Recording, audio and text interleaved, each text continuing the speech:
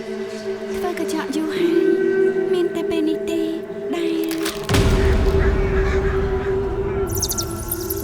អូនសម្រេចចិត្តច្បាស់ណាស់រឿងអាក្រក់ៗបែរជាទៅកាន់ឡើងរហូត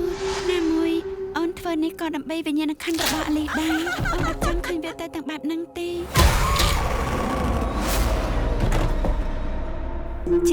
ជាតែបងបាននាំជាមកធ្វើកញ្ចក់ឲ្យអូនហើយណា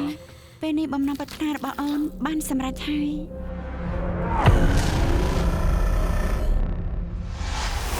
អូនរកអីយប់ហើយមិនក៏មិនកេងមិញខ្ញុំដល់លើសំឡេងអីបងគ្មានសំឡេងអីទេមកចាំមកកេងមកយប់អីកូនធ្វើកញ្ចក់បែបនេះ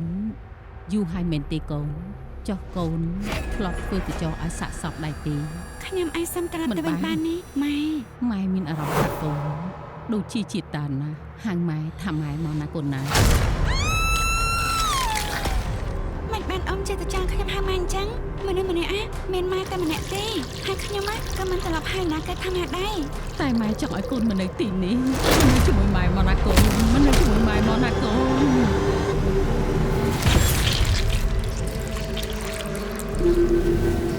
មិនក៏ខ្ញុំត្រូវធ្វើពិធីនេះដែរបង